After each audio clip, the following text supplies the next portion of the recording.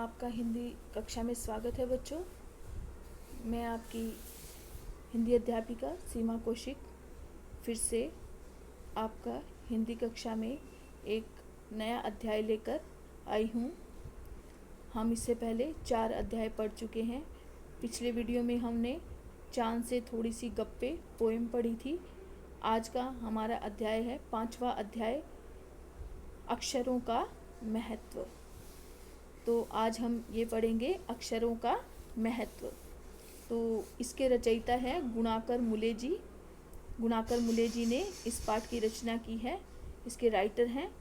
तो इस पाठ को शुरू करने से पहले मैं थोड़ा सा आपको कुछ इसके बारे में समझा देती हूँ, ताकि आपको पाठ पढ़ते हुए समझने में बिल्कुल आसानी हो जाए।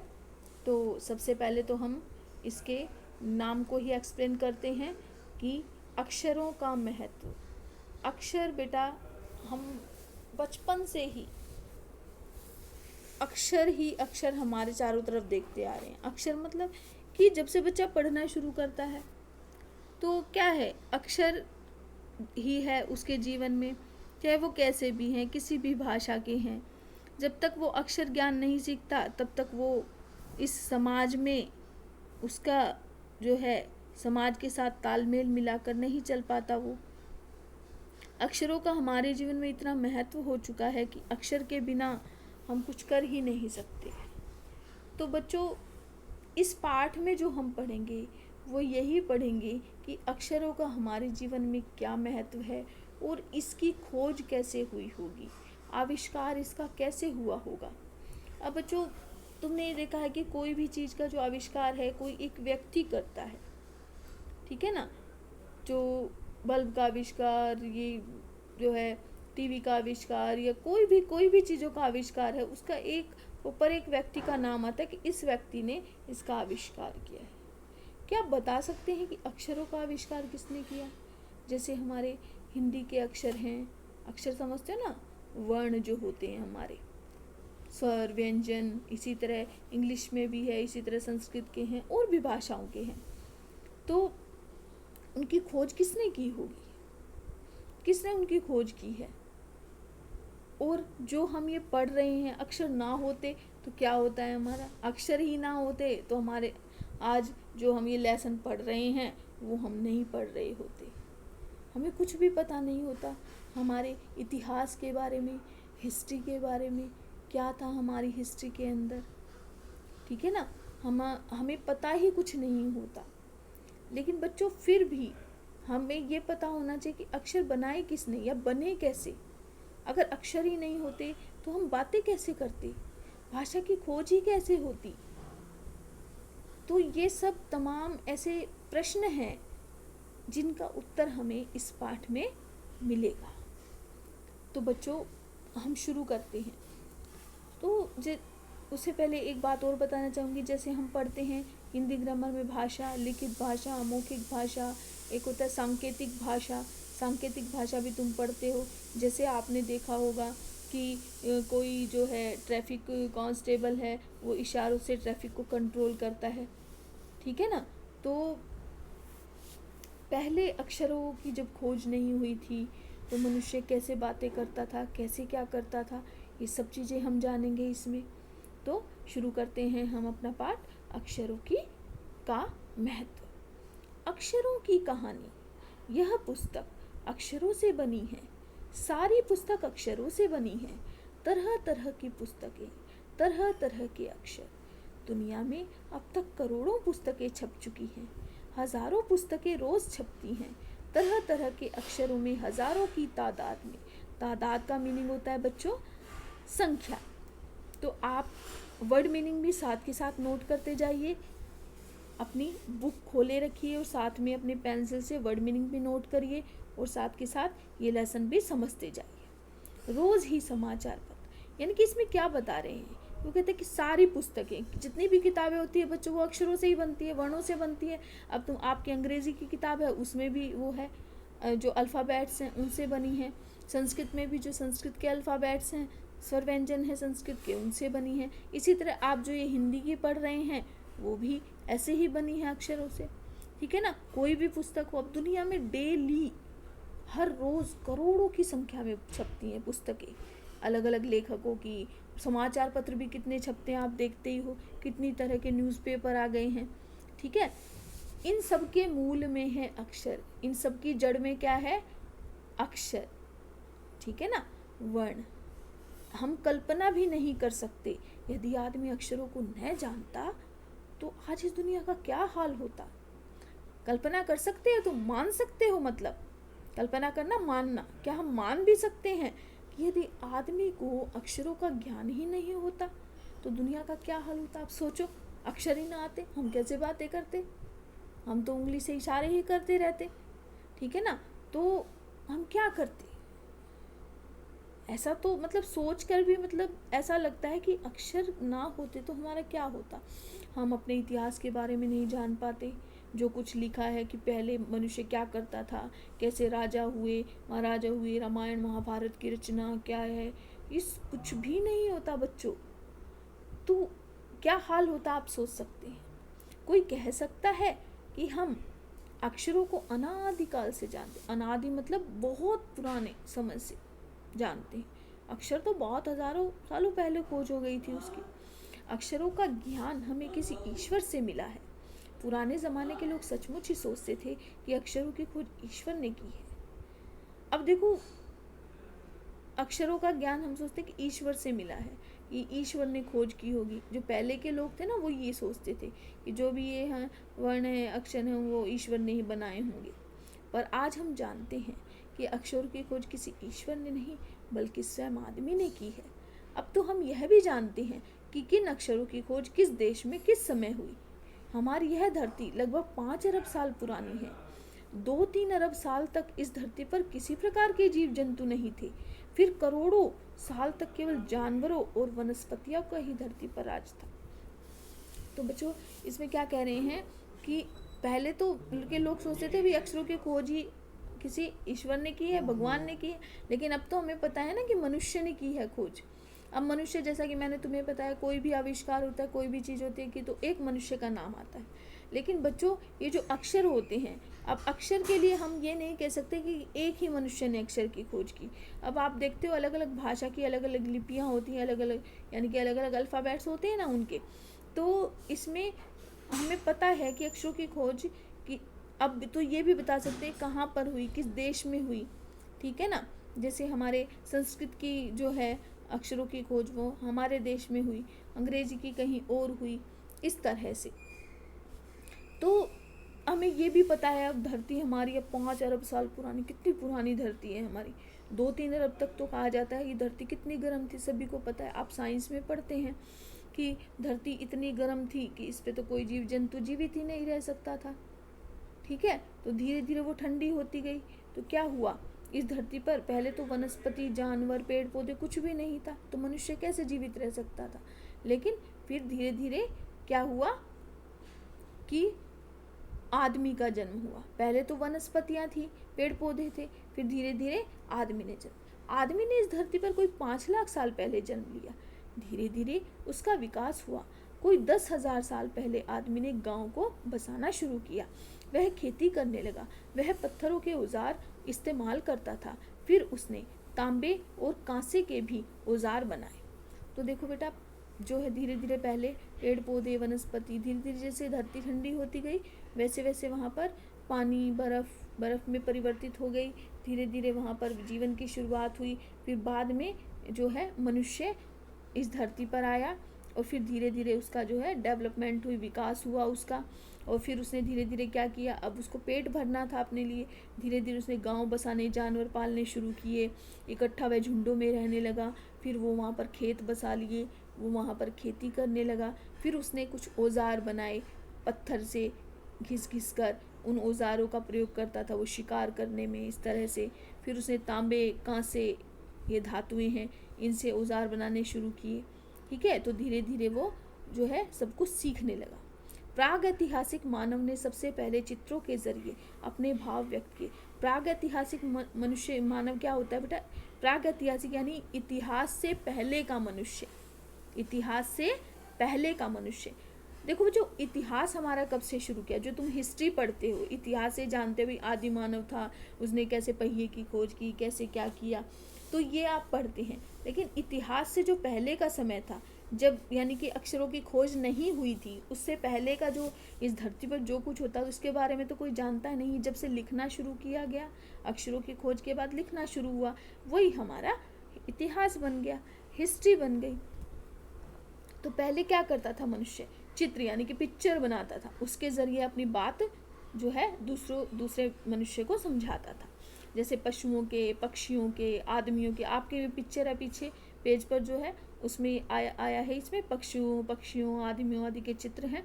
इन चित्र संकेतों के भाव में बाद में भाव संकेत अस्तित्व में आए। भाव संकेत यानी कि फिर वो इशारों से बातें करने लगा, ठीक है। जैसे एक छोटे वृत्त के चहुओर किरण की द्योतक रचनाएं खींचने पर, यानी कि भाव संकेत। अब वो अपने पहले तो पशु पक्षियों के, अब वो भाव मतलब क्या विचार है उसके, तो वो अब क्या करने लगा, छोटे वृत्त, छोटा वृत्त यानी कि जो सर्कल होता है, चहुओर मतलब चारों ओर, किरण आदि, द्योतक मतलब प्रतीक, रेखाएं मतलब लाइन। अब देखो छोटा सा एक हम सर्कल बना देते हैं, फिर उसके चारों साइड ऐसे किरणें सी निकाल देते हैं, तो उससे हमें ये पता चलता है भाई ये सूरज का प्रतीक है। तो सूरज की पिक्चर वो इस तरह से बनाकर समझाने लगा, चित्र बन जाता था सूर्य का। बाद में यही चित्र ताप या धूप का द्योतक बन गया। बाद में इसी मतलब भाव को ये वो समझाने लग गया। ताप यानी कि गर्मी और धूप का प्रतीक बन गया। अब इससे भी सूरज गर्मी देता है, धूप देता है, तो वो उसी का प्रतीक बन गया। इस तरह अनेक भाव संकेत अस्तित्व में आए। इसी तरह जो भी उसके भाव थे, मन की जो फीलिंग्स थी, वो इसी तरह वो समझाने लगा चित्रों के माध्यम से। तब जाकर काफ़ी बाद में आदमी ने अक्षरों की खोज की। अक्षरों की खोज के सिलसिले को शुरू हुए मुश्किल से 6000 साल हुए हैं, केवल 6000। तो बेटा वो क्या कहते हैं कि अक्षरों की खोज हुए केवल 6000 साल हुए हैं। सोच सकते हो 6000 ही साल हुए हैं। तो उससे पहले क्या है, वो ऐसे ही जैसे मैंने आपको बताया पिक्चर के माध्यम से वो ऐसे करता था। तो इसीलिए फिर बाद में अक्षरों की खोज हुई। 6000 साल ही हुए हैं, जैसा कि जो है लेखक बता रहे हैं। अब इसमें आप देखो ये एक पिक्चर दी गई है। अब ये जो पहले मध्य अमेरिका के जो आदिवासी जो लोग होते हैं, जो जंगलों में रहने वाले लोग होते हैं, वो ऐसे चित्रों के माध्यम से ये चीज़ें व्यक्त करते थे। जैसे आप देख सकते हो, दाईं ओर से बाईं ओर, दाईं ओर आपके राइट हैंड साइड से देखो, तूफान का देवता जो सारे आकाश को घेरता है। इस पिक्चर से ये पता चलता है कि तूफान का देवता है जो पूरे आकाश को घेर रखा है। उसके बाद है नगाड़ा दिया गया है यहाँ पर, जो है पंखों से सुशोभित है, पंख है उसमें। एक है द्रोणकाक, काक यानी कि कौवा, द्रोणकाक कौवा। और इसके अलावा आप देखो कि जो है अक्षय और भी बहुत सी ऐसी चीज़ें हैं, ठीक है। तो बच्चों इस ऐसे पिक्चर के ये ज़रूरी ये नहीं कि हमारे भारत में हर जगह ऐसे ही चित्रों के माध्यम से शुरुआत हुई, ठीक है। फिर अक्षरों की खोज हुई। अक्षरों की खोज के साथ एक नए युग की शुरुआत हुई। नया युग तो आएगा ही, क्यों अक्षरों की खोज हो गई तो अब जो क्या है, हम तो अपनी बातें बहुत अच्छे से समझा सकते थे अक्षरों की खोज होने के बाद, ठीक है। आदमी अपने विचार और अपने हिसाब किताब को लिख कर रखने लगा। अब अपने जो विचार थे, अब वो हिसाब किताब सब कुछ लिखकर, अब धीरे धीरे अब वो पुस्तकें लिखी जाने लगी। तभी तो हमारा जो है लिटरेचर यानी कि साहित्य में हम अब पढ़ रहे हैं, हम स्कूलों में पढ़ रहे हैं, एक तरह से ये कह सकते हैं स्कूलों में पढ़ रहे हैं। नहीं तो स्कूल में क्या हम पढ़ते हैं, तो होते नहीं, बिल्कुल अनपढ़ होते कुछ। किसी को हमारा जो है संसार कितनी पीछे होता है, अक्षरों की खोज ही ना होती तो। तब से मानव को सभ्य कहा जाए। सभ्य बच्चे समझते हो, सभ्य यानी कि शिष्ट, यानी कि जो पढ़ा लिखा है, और जो पहले के मनुष्य को कुछ पता ही नहीं होता था। आदमी ने जब से लिखना शुरू किया तब से इतिहास आरंभ हुआ, यानी कि अक्षरों की खोज हुई, उसके बाद भाषा बनी। भाषा बनते ही फिर जब से लिखना शुरू किया तब से हम जो है हमारा वो क्या बन गया, इतिहास बन गया, यानी कि हिस्ट्री बन गई। तब से इतिहास की शुरुआत मानी जाती है। तो किसी भी कौम या देश का इतिहास तब से शुरू होता है जब से आदमी के लिखे हुए लेख मिलने लगे, यानी कि जब से वे लिखे हुए जो लिटरेचर में, साहित्य में मिलने लगे हमें, तब से हमारा जो है किसी भी देश का इतिहास तब से माना जाता है। कौम का यानी कि कौम में भी जो अलग अलग जो धर्मों के हैं, वो कोई भी हम मान सकते हैं जिसको कौम कहते हैं। कि चाहे वो कोई भी धर्म से रिलेटेड हो सकता है, तो तब से हमारे इतिहास की शुरुआत मानी जाती है। इस प्रकार इतिहास को शुरू हुए मुश्किल से 6000 साल हुए। तो बच्चों, अक्षरों की खोज हुए 6000 साल हुए, तो हमारे इतिहास भी जब से अक्षरों की खोज हुई तब से वो इतिहास हमारा लिखना शुरू किया गया। उसके के पहले के काल को प्रागैतिहासिक काल यानी इतिहास से पहले का काल कहते हैं। यानी कि जब से अक्षरों की खोज हुई उससे पहले जो हमारी दुनिया में क्या हुआ क्या नहीं हुआ, ये हमारे इतिहास में लिखा हुआ नहीं है, हमें नहीं पता। तो उसको हम क्या कहते हैं? प्रागैतिहासिक काल, यानी कि इतिहास से पहले का जो समय था, हिस्ट्री से पहले का। अतः हम देखते हैं कि यदि आदमी अक्षरों की खोज नहीं करता तो आज हम इतिहास को न जान पाते। हम यह न जान पाते कि पिछले कुछ हजार सालों में आदमी किस प्रकार रहता था, क्या सोचता था, कौन कौन राजा हुए इत्यादि। अक्षरों की खोज मनुष्य की सबसे बड़ी खोज है। अक्षरों की खोज करने के बाद ही मनुष्य अपने विचारों को लिखकर रखने लगा। तो आप सोच सकते हैं ना, इतिहास ही मतलब हम जान ही नहीं पाते, हमारी हिस्ट्री के बारे में अक्षर नहीं होते कि भाई क्या हुआ, हमारी रामायण, हमारी महाभारत, कौन राजा हुए, ये सब चीज़ें हम कुछ भी नहीं जान पाते। कैसे मनुष्य धरती पर आए, कैसे क्या हुआ, पृथ्वी गोल है, पृथ्वी की गर्म थी फिर धीरे धीरे ठंडी हुई, ये सब चीज़ें जो क्या है कि खोज ही नहीं हो पाती। मनुष्य को ने खोज कब, जब वो सभ्य बन गया, पढ़ा लिखा हो गया अक्षरों की खोज के बाद। अब अक्षरों की खोज कर ही मनुष्य अपने विचारों को लिख कर रखने लगा सभी चीज़ें। इस प्रकार पीढ़ी के ज्ञान का इस्तेमाल दूसरी पीढ़ी करने लगी। पीढ़ी यानी कि हमारी जो पीढ़ी है, अब आगे आने वाली जो है, पहले जो हमें लिखा हुआ मिला, हमारे जो पूर्वज हैं उनसे लिखा हुआ मिला हमें, उसके बाद फिर हम जो जाएंगे वो हमारे आगे आने वाली पीढ़ी पढ़ेगी। तो इस तरह जो एक पीढ़ी है, पिछले लोगों ने जो कुछ लिखा वो हम पढ़ रहे हैं, हमारे समय में जो कुछ लिखा जाएगा वो आगे आने वाली पीढ़ी पढ़ेगी। तो इस तरह वो एक जगह से दूसरी जगह ज्ञान वो आगे बढ़ता चला गया। अक्षरों की खोज करने के बाद पिछले 6000 सालों में मानव जाति का तेजी से विकास हुआ। यह महत्व है अक्षरों का और उनसे बनी हुई लिपियों का। अतः हम सबको अक्षरों की कहानी मालूम होनी चाहिए। आज जिन अक्षरों को हम पढ़ते हैं या लिखते हैं वे कब बनाए गए, कहाँ बने और किसने बनाए, यह जानना जरूरी है भी। यानी कि जो हमारे हैं भी तेजी से विकास होने लगा, अक्षरों की खोज हुई तो, और इसलिए वो कहते हैं कि हमें अक्षरों की कहानी मालूम भी होनी चाहिए। अब बात आती है कि मैंने आपको कहा था कि आविष्कार किसने किया। अब एक मनुष्य का नाम नहीं ले सकते हम, यानी कि मनुष्य ने तो आविष्कार किया अक्षरों का, लेकिन एक मनुष्य ने नहीं किया, यानी कि सभी ने मिलकर किया। तभी तो हर जगह जैसे मनुष्य रहता था उसने अपनी सुविधा से अलग अलग तरह के अक्षर बना लिए। तभी तो कितनी भाषाएं बन गई कि जिस तरह के अक्षरों की खोज जहाँ पर हुई वहाँ पर वैसी ही भाषा बन गई। अंग्रेज़ी भाषा के अक्षरों की जो खोज हुई वहाँ पर अंग्रेज़ी भाषा बन गई, कहीं पर संस्कृत हुई, कहीं पर पंजाबी हुई। तो इस तरह से जहाँ जो लोग रहते थे उन्होंने उस हिसाब से अपने अक्षरों की खोज कर ली। तो इसी तरह अक्षर बनते चले गए। ठीक है, तो सभी बच्चों को ये सब चीज़ें समझ आ गई होगी बहुत अच्छे से। अब हम प्रश्न करते हैं। सबसे पहला प्रश्न है, पाठ में ऐसा क्यों कहा गया है कि अक्षरों के साथ एक नए युग की शुरुआत हुई? क्योंकि उससे पहले तो आदिमानव को कुछ भी नहीं पता था ना, इतिहास के बारे में कुछ भी नहीं पता था। जब अक्षरों की खोज हुई तो मनुष्य सभ्य कहलाने लग गया था, तो एक नए युग की शुरुआत मानी जाने लगी थी। अब अक्षरों की खोज का सिलसिला कब और कैसे शुरू हुआ?